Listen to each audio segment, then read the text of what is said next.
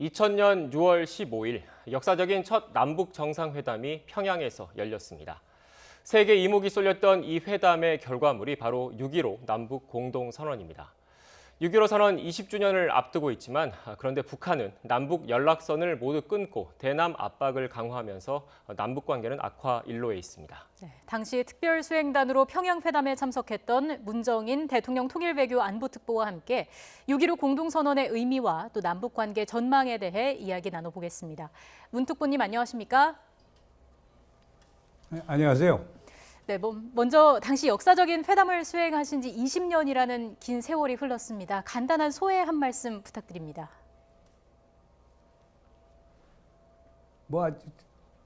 복합적인 느낌을 갖게 됩니다. 네. 2000년 그 당시 전 정말 평화와 통일이 가까이 있다 이렇게 생각이 됐는데 일종의 롤러코스터와 같은 것 같아요. 희망이 왔다가 또 사라지고 또 희망이 오고 이런 과정을 겪으면서 그러나 한 가지 분명한 거는 과거보다는 앞서가고 있고 더 희망적인 미래를 본다라고 하는 게 제 소회입니다. 네. 특보님께서는 2000년과 2007년 그리고 2018년까지 세 차례 남북 정상회담에 모두 참석하셨습니다.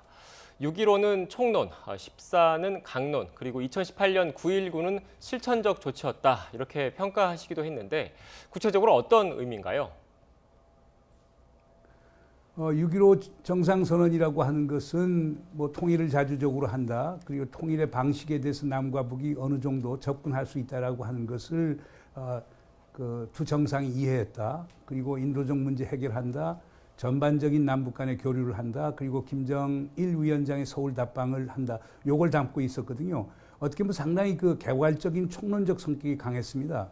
그러나 2007년 14정상선언을 보게 되면 이게 아주 구체적으로 들어갑니다.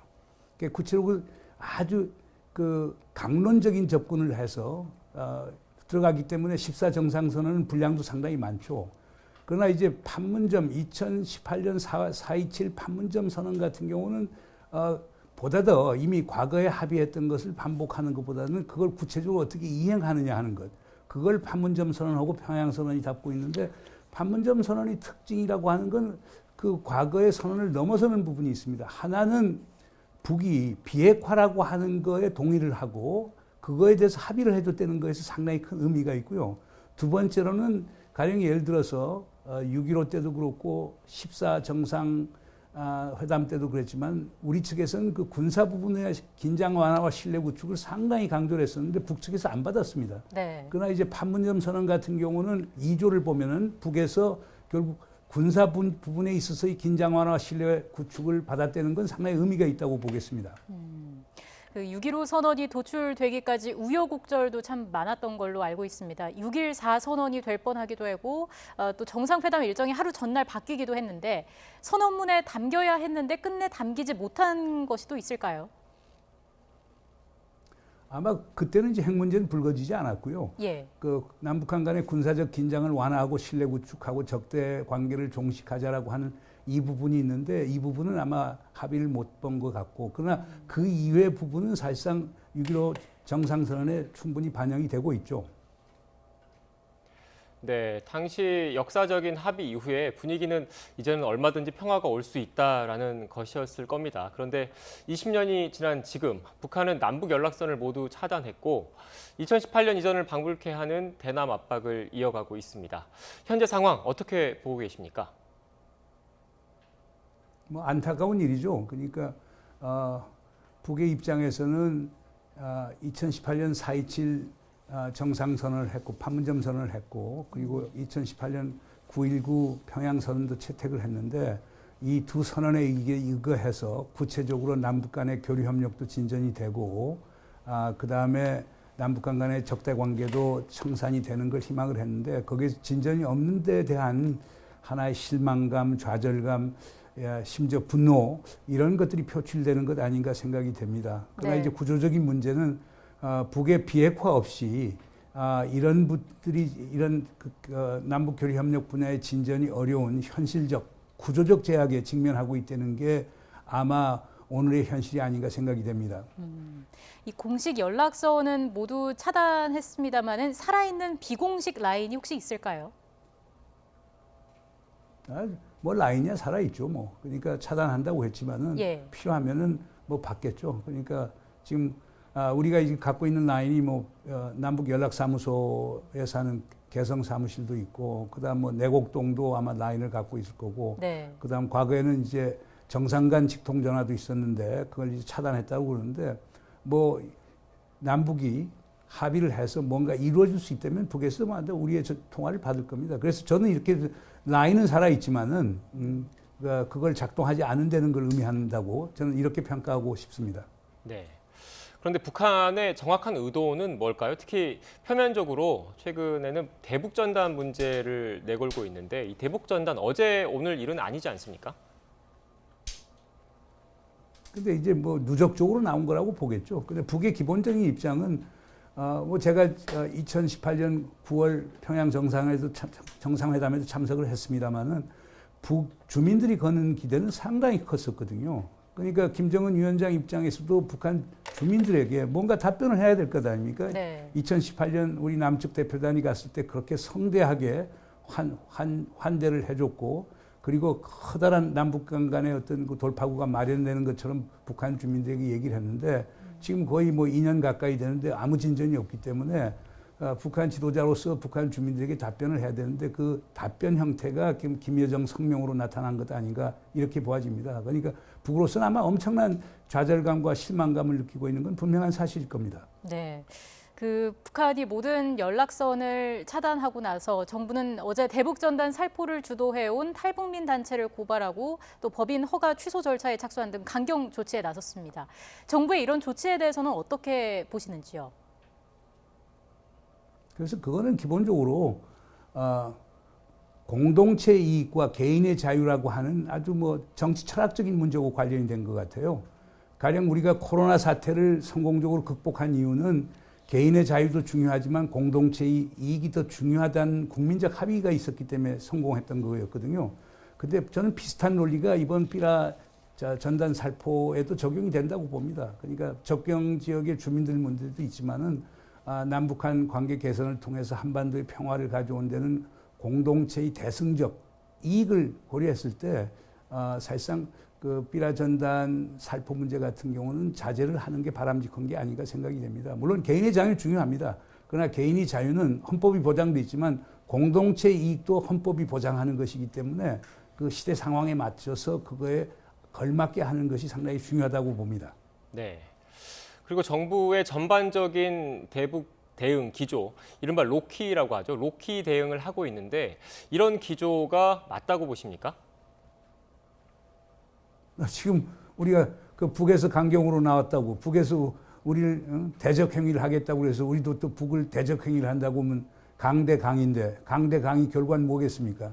뭐 군사적 충돌이라든가 그것이 뭐 확전 가능성이 커지는 건데, 대한민국 국민 누구도 그걸 원치 않을 것입니다. 그렇기 때문에 대통령께서도 가급적 로우키로 현재의 어려운 점을 지금 돌파하자고 그런 거니까 그건 정부의 판단이 저는 옳다고 봅니다. 네. 여기에 대해서 야당 입장에서는, 야당 쪽에서는 주로 정부가 너무 저자세 아니냐 이런 비판적인 시각도 내놓고 있는데, 여기에 대해서는 어떻게 생각하십니까? 글쎄, 저자세의 문제다, 뭐 고자세의 문제다, 저는 부차적인 거라고 봅니다. 어떻게 보면 우리 국민의 생존과 번영을 담보할 수 있는 국가 이익을 어떻게 달성하느냐라고 하는 그런 대승적 목표에 우리가 역점을 두어야 하지, 그게 뭐 저자세 이런 어떤 그 행동 양태에 대해서 역점을 두는 그것은 그렇게 뭐 바람직한 것이 아니라고 봅니다. 하여간 정부가 생각하는 대로 한반도의 평화를 가져오고 남북 간 관계를 정상화시키는 목표를 위해서 필요하다면 로우키로, 저는 저자세로 보지는 않습니다만 로우키로 하는 것도 바람직하다고 봅니다. 네. 그 북한이 지금 추가 조치도 언급을 한 상황인데, 뭐 군사 합의 파기를 감행하고 추가 도발에 나설 가능성에 대해서도 거론이 되고 있습니다. 북한의 다음 수순은 어떻게 예상을 하시는지요? 글쎄요, 그건 뭐 우리 하기 나름이겠죠. 뭐. 그러니까 우리가 가령 대북 전단 살포 저지하는데 실패를 하고 북이 그걸 도발 행위로 강조하게 되면 북에서 그에 상응하는 뭐 군사 조치나 다른 강경 조치를 취할 수는 있겠죠. 그러니까 네. 우리 정부가 어떻게 대응하느냐에 따라서 북의 반응도 달라진다고 저는 봅니다. 네. 그리고 이번에 또 우려스러운 게 김영철 전 통전부장이죠. 전 통전부장이 이제 사실상 김여정 노동당 제1부부장과 함께 최근 들어서 남북 관계에 전면에 등장했습니다. 그런데 김영철 같은 경우에는 대표적인 대남 강경파인데 우려스러운 부분이 좀 있는 것 같습니다. 어떻게 생각하십니까? 그러니까 제가 이번에 뭐 김여정 제1부부장의 성명이라든가 또 김영철, 김여정이 또 대남 관계 일꾼들하고 확대 일을 했다거나 이런 걸 전반적으로 보면 저는 이렇게 봅니다, 상황을. 사실상 2018년 2월 평창 올림픽을 계기로 해서 남북한 관계가 개선이 됐는데 거기에 핵심적 주역이 김영철과 김여정입니다. 네. 그런데 지난 2년 동안 노력해서 결과가 없잖아요. 그럼 북한은 성과주의 사회라는 말입니다. 그러니까 왜 실패했는 것을 북한 주민들한테 설명을 해야 되고 그게 이제 북한 시스템이기 때문에 저는 김영철 부위원장이나 김여정 제1부부장이 지금 북한 주민들의 얘기한 거는 쉽게 어떻게 보면 이렇게 해석할 수 있을 거예요. 우리가 노력했지만 실패했고 뭐 그거에 대한 책임을 지겠다라고 하는 이런 입장을 취하는 것 아닌가 생각이 됩니다. 미국 관련해서도 좀 여쭙겠습니다. 지금 미국이 북한에 실망했다는 입장을 냈고 오늘 북한 외무성이 반박 입장을 내기도 했는데 북한이 미국의 행동을 끌어내기 위해서 미국에 대한 무력 도발을 할 우려에 대해서는 어떻게 보시는지요? 글쎄 뭐 미국과 협상하기 위해서 무력 도발할 거라고 생각하지는 않고요. 네. 북에서는 북이 생각하고 계획해 놓은 플랜대로 뭐 행동을 할 가능성은 있긴 있는데요. 뭐 지금 미국 입장은 북하고 대화를 하겠다는 거거든요. 그러나 북의 입장에서는 미국이 제시하는 조건이 마음에 안 드니까 지금 대화 안 나서는 거란 말입니다. 지금 북에서 얘기하는 것은 2019년 10월 4일 스톡홀름 회의에서도 얘기가 됐지만은 그때 이제 북한 그 김명길 대사가 한 얘기가 있어요. 미국이 우리 안보를 우리의 생존을 위협하고 우리 주민들의 발전권을 저해하는 적대시 정책을 폐기하지 않는 한 우리는 대화에 나오지 않겠다라고 하는 제안을 이미 했습니다. 그러니까 미국에서 그 제안에 대한 화답을 하지 않는 한은 북에서 쉽게 나올 거라고 보지는 않고요. 그러나 지금 현재 입장은 미국은 대화하고 싶고 북한은 대화를 안 하겠다는 거니까 지금 북한의 언술이 그런 미국의 대화를 끌어내기 위한 거다라고 하는 것은 동의하기가 어렵습니다. 네. 북한 같은 경우에 핵실험이나 ICBM, 대륙간 탄도미사일을 어떻게 보면 미국 입장에서는 레드라인으로 설정하고 있는 도발이지 않습니까? 이 정도 수준까지는 가지 않을 거다 이렇게 보고 계시는 겁니까? 글쎄 뭐 그렇게 했을 때는 북이 화를 자초하는 게 될 겁니다. 그러니까 지금 미국의 대선 국면에서 만약 미국이 ICBM이나 SLBM 또는 7차 핵실험 같은 걸 했었을 때 트럼프 대통령의 군사적 행동을 촉발할 가능성도 배제할 수 없다고 저는 봅니다. 왜냐하면 그게 트럼프 대통령의 대선에서 호재로 작용할 수 있기 때문인데요. 아마 그런 건 북에서도 충분히 고려를 하고 미국의 군사 도발을 촉발시킬 유형의 군사 행동은 하지 않을 것 아닌가라고 하는 추측을 해봅니다. 네. 네, 그렇다면 우리나라를 상대로 저강도, 그러니까 핵실험이랄지 ICBM, SLBM보다는 강도가 낮은 서해 5도에서의 도발이라든지 아니면 9.19 남북 군사 합의서 파기라든지 이럴 가능성은 배제할 수 없겠습니까? 하여간 아까도 지적을 했습니다. 우리 하기 나름이라고 봅니다. 우리가 북이 요구하는 것에 대해서 전향적으로 대응을 하고 그리고 남북관계 개선의 노력을 보인다라고 하면 북이 그런 거 할 명분이 없겠죠. 그러나 이제 우리가 그렇지 못한다라고 하면은 북이 그런 도발할 가능성을 배제할 수는 없을 것입니다. 네. 우리가 하기 나름이다라는 말씀을 해주셨는데 어떻게 대응을 해야 할까요? 이제 그거는 뭐 정부에서 이제 노력 중이니까 한번 기다려 보시죠. 뭐 제가 구체적인 정책 처방을 하기에는 그렇고 네. 정부에서 많이 고심을 하고 하여간 지금 사태가 반전될 수 있도록 정부에서는 많은 노력을 할 겁니다. 네. 그건 우리 국민들이 좀 지켜봐 주시면 된다고 봅니다.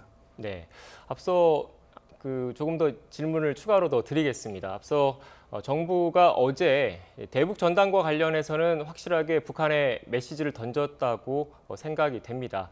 근데 조금 전에 특보님께서 말씀하셨던 것처럼 그 정부의 추가적인 대응이 필요할 것 같은데 친서 또는 뭐 특사 파견 이런 방안도 고려 사항에 들어가 있을까요? 글쎄요. 뭐 특사 파견 같은 경우는 지금 적기는 아니라고 보는데 북에서 받지 않을 가능성이 상당히 많다고 보고요.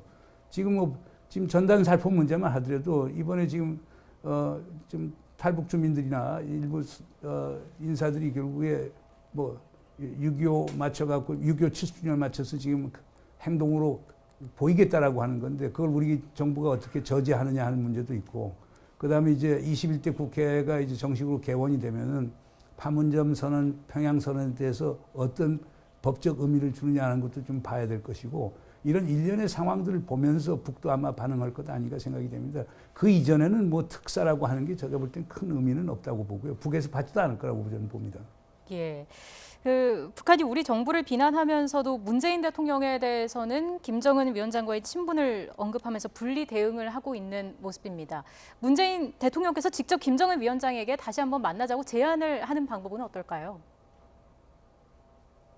그러니까 우리가 지금 남북 관계를 저해하는 여러 변수들을 우리 정부가 소위 해소를 한 상태에서 네. 저는 당연히 남북 정상이 만나야 된다고 봅니다. 그게 아마 김정은 위원장의 서울 답방 형태로는 상당히 어려울 거라고 보고요. 제가 볼 때는 2018년 5월 26일 날 그 싱가포르 북미 정상회담이 어려워졌을 때 우리 대통령과 이제 김정은 위원장이 판문점에서 원 포인트로 비밀 회동을 한 적이 있었거든요. 그런 형태는 가능할 거라고 봅니다. 그런 걸 갖고서 우리 대통령이 미국에 대해서 어떤 설득을 할 수도 있는 거기 때문에 김정은 위원장의 서울 답방은 어렵겠지만은 아주 워킹 레벨 실무형의 원 포인트 비밀 단독 정상회담 같은 거는 상당히 유효할 거라고 저는 봅니다. 네. 특보님 마지막으로 질문 하나 더 드리겠습니다. 앞서 초반부에 다른 그 모든 라인이 끊긴 건 아니고 살아있는 라인이 있을 거다라고 말씀을 하셨는데 조금 전에 정상 간의 만남의 필요성도 말씀을 하셨습니다. 국정원과 통전부 라인을 통해서 지금 이 시각 남북 정상이 뭐 판문점이라든지 이런 곳에서 극적으로 만날 가능성 그런 움직임들이 물밑에서 조율되고 있는 건 아닐까요? 글쎄 그건 잘 모르겠는데요. 뭐 궁즉 통이라고 얘기를 하지만은 뭐 우리가 정말 북을 설득할 수 있는 그런 아이템이 있다라고 하면은 북은 나올 겁니다. 그러니까 제가 볼 때는 지금 무슨 통신선을 차단했다고 남북 간에 무슨 바로 전쟁으로 가는 건 아니기 때문에요. 네. 통신선은 꺾고 차단했지만은 그럼에도 불구하고 남북이 서로 도움이 된다라고 하면 얼마든지 연락 채널은 재개될 수 있으니까 그건 너무 걱정 안 하셔도 될 것 같아요. 네, 알겠습니다. 지금까지 문정인 대통령 통일외교안보특보와 함께 이야기 나눠봤습니다. 오늘 말씀 고맙습니다. 네, 감사합니다.